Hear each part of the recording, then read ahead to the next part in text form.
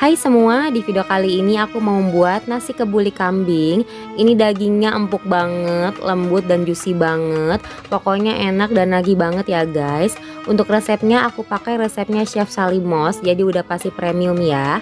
Nah dagingnya aku pakai daging kurban yang sebelumnya tuh keras banget, tapi aku berhasil bikin sampai empuknya begini. Nanti aku akan kasih tipsnya ya. Oke guys, nggak usah lama-lama, bagaimana cara buatnya? Langsung aja yuk kita simak videonya.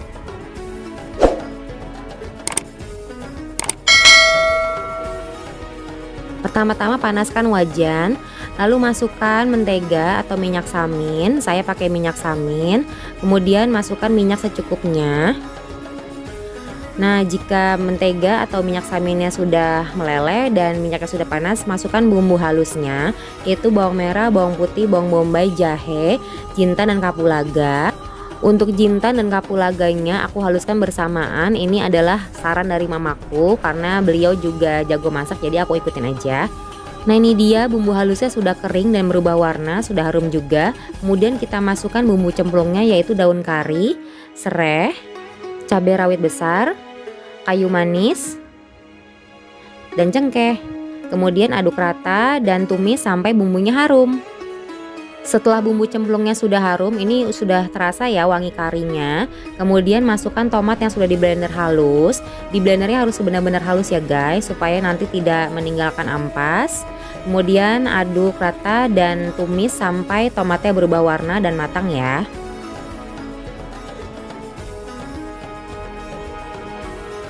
Nah ini dia tomatnya sudah berubah warna dan sudah menyusut juga. Kemudian masukkan lada dan ketumbar bubuk. Lalu aduk rata kembali.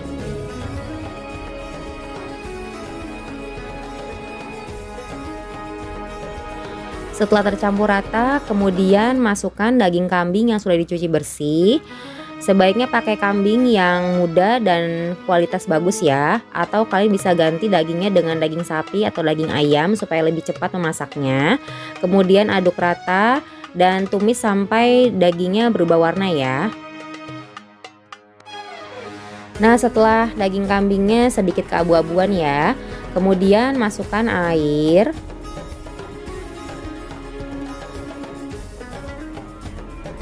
Kemudian masukkan garam, gula, dan kaldu sapi. Ini sesuai dengan selera ya.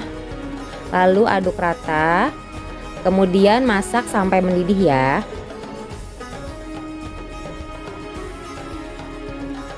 Nah kalau sudah mendidih dan minyaknya sudah keluar seperti ini, masukkan bahan-bahan terakhir yaitu susu cair.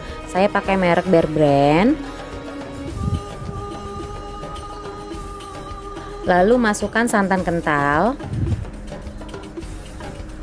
Kemudian aduk rata dan masak sampai mendidih lagi ya.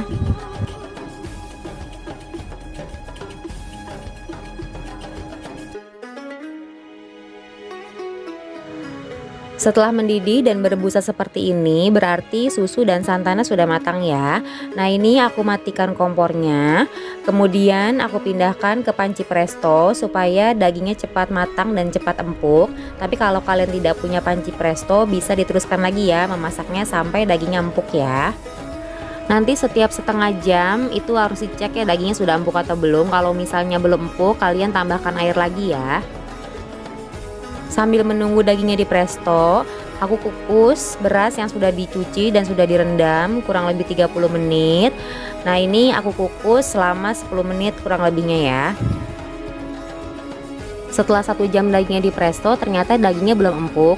Nah terus kaldunya aku ambil sedikit, terus aku campurkan ke beras yang sudah dikukus tadi untuk aku jadikan beras aron supaya meresap. Nah terus dagingnya itu aku presto lagi dan aku tambahin air lagi ya. Setelah setengah jam didiamkan, nah ini air kuahnya sudah meresap ya ke dalam berasnya. Nah ini kemudian aku kukus berasnya sampai benar-benar matang ya.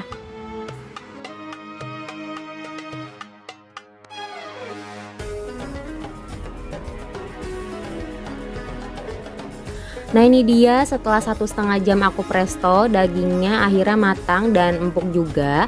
Jadi selama aku presto, aku tambahin air 2 kali, masing-masing 1 liter. Jadi selama presto airnya aku tambahin 2 liter ya.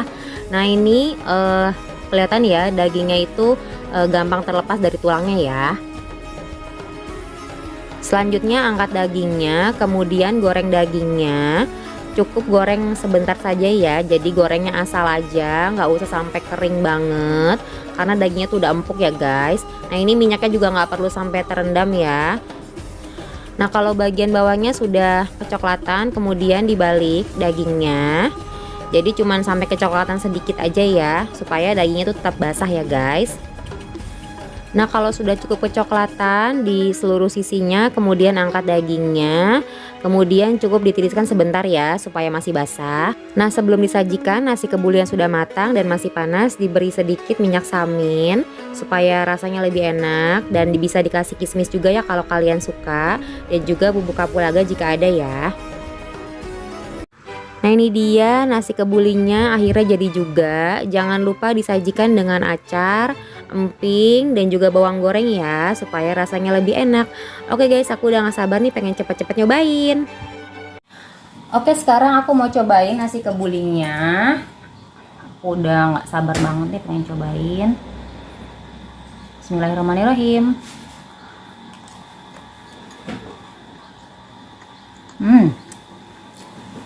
Rasanya bumbunya sebenarnya di nasinya tuh nggak terlalu strong, tapi setelah ditambahin minyak samin, bawang goreng, sama acar, jadi gurih banget. Jadi kalau kalian bikin pakai resep ini harus ditambahin kondimennya ya. Kalau misalnya kalian mau di nasinya udah strong, bisa 2 kali lipat ya bumbunya. Nah, sekarang aku mau cobain dagingnya. Dagingnya empuk banget. Enak. Bumbunya meresap ke dagingnya.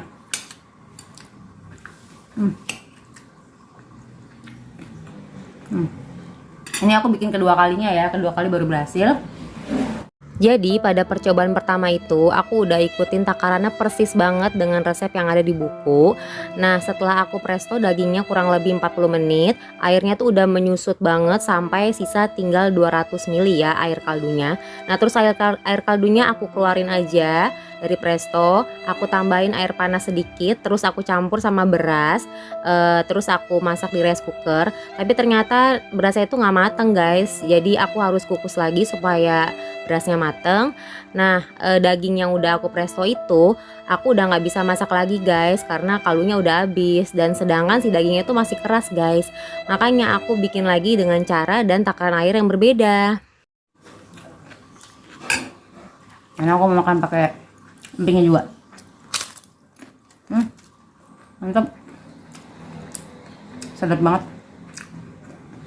Ini kalau ditambahin cabai merah juga lebih enak nih. Tapi ini pun juga udah enak ya guys. Nah tadi kan aku udah curhat ya tentang kegagalan aku di percobaan pertama. Jadi untuk airnya kalian nggak usah ikutin persis sama resep ya. Kalian harus sesuaikan dengan kondisi daging masing-masing. Tapi kalau misalnya kalian pemula kayak aku, mendingan coba dulu pakai ayam atau pakai sapi. Atau kalau mau pakai daging kambing pun pilihlah daging yang masih muda, yang benar-benar kualitas bagus. Nah ini aku dapat kambingnya tuh dari kambing kurban. Yang namanya kurban kita kan nggak bisa milih ya. Nah ini kayaknya udah tua dagingnya, jadi aku masaknya tuh lama banget sampai 1,5 jam, dan airnya juga banyak banget guys.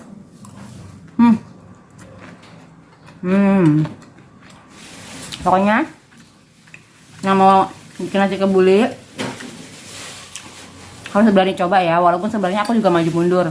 Ini resep yang aku tulis di bawah ini, di deskripsi ini aku ikutin dari buku resepnya beliau ya, karena dari YouTube aku bingung nih resepnya mana, karena beda video, beda resep juga. Nah yang ini udah enak, cuman kalian harus makan bersamaan dengan bawangnya, acarnya, itu baru berasa gurih gitu guys. Tapi kalau misalnya mau nasinya lebih gurih, bisa 2 kali lipat ya bumbunya ya.